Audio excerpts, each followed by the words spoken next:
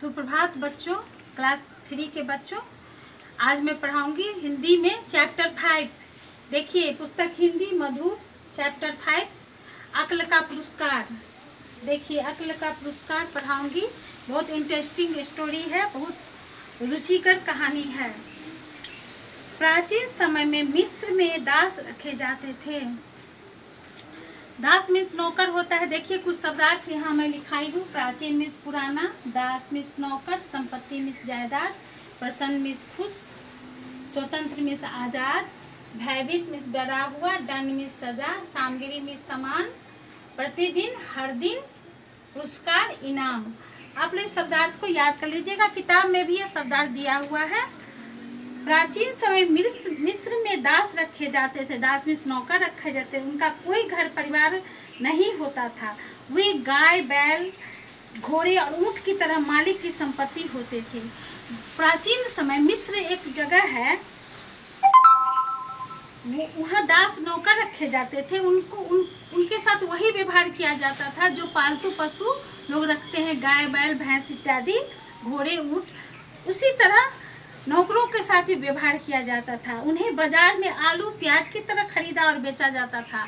नौकर भी बाजार में आलू प्याज की तरह बिकते थे और मिस्र के लोग वहाँ से जो धनी मानी लोग होते थे खरीद करके नौकर लाते थे। एक बार किसी व्यापारी को बहुत धन की प्राप्ति हुई। एक बार एक व्यवसायी था, जो बिजनेसमैन होता है, आप लोग जानते हैं, उसके पास बहुत पैसे थे, उसे बहुत धन की प्राप्ति हुई थी। उसने अपने दासों को बुलाकर कहा, अपने नौकरों से वो बोला, आज मैं बहुत प्रसन्न हूँ। तुम लोगों में से किसी एक को मैं अपनी इस यात्रा के बाद स्वतंत्र कर दूंगा।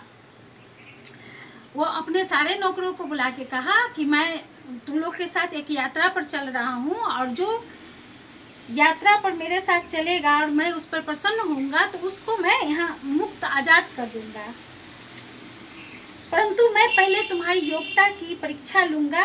अब जाओ और यात्रा के लिए तैयार हो जाओ। उसने कहा, उस व्यापारी ने कहा कि जाओ यात्रा के लिए तैयारी करो और मैं एक योग्यता परीक्षा लूंगा, मैंने तुम्हारी बुद्धि की परीक्षा लूंगा। इस बार हर एक को यह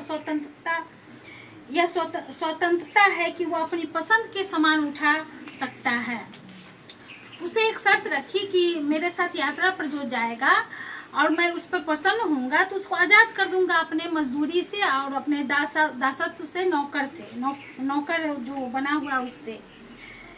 और उसमें अपने पसंद के अनुसार यात्रा में ढोने के लिए सामान उठा सकता है। दासों में होड़ लग गई। हल्का सामान चुनने के लिए सब दौड़ पड़े। स्वामी ने देखा कि एक दास चुपचाप दूर खड़ा सब देख रहा है।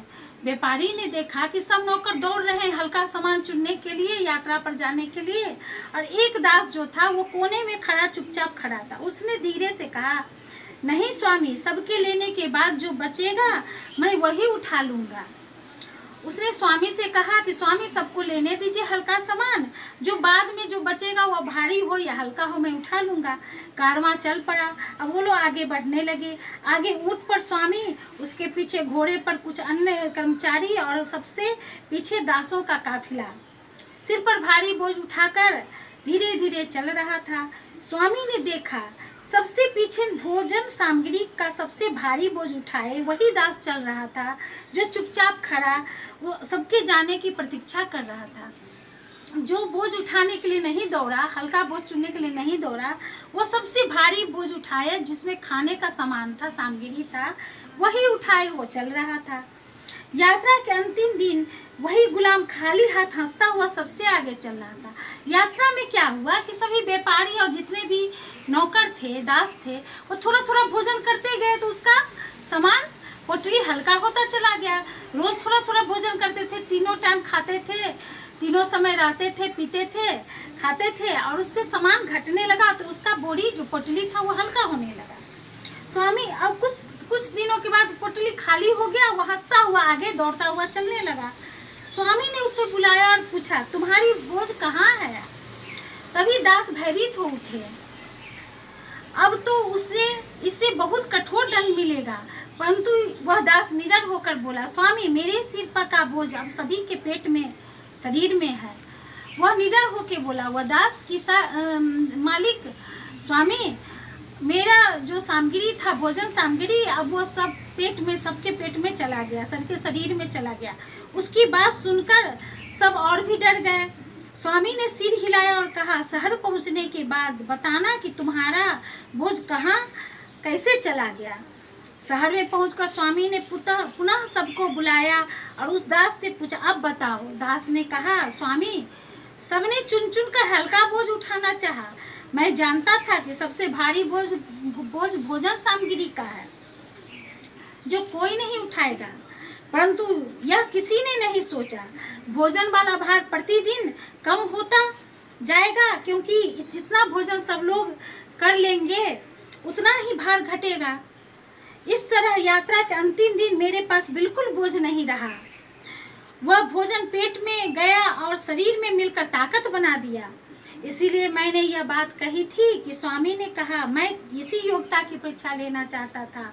आज से तुम स्वतंत्र हो गया।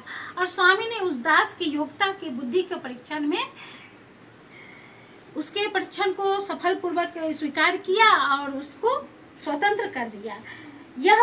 यह अपना पुरस्कार लो और जाकर सुख से जीवन बिताओ। उसको कुछ धन दिया पुरस्कार में और कहा कि तुम जाकर सुख से जीवन बिताओ। वह बुद्धिमानी के कारण वह दास उस दासत्व से मुक्त हो गया। इसलिए हर काम में इसीलिए कहा, इस कहानी में कहा गया है कि अक्ल जिसके पास होती है उसको पुरस्कार अवश्य मिलता है। इसलिए हर काम बुद्धिमानी से करना चाहिए, जल्दीबाजी में कुछ नहीं करना चाहिए।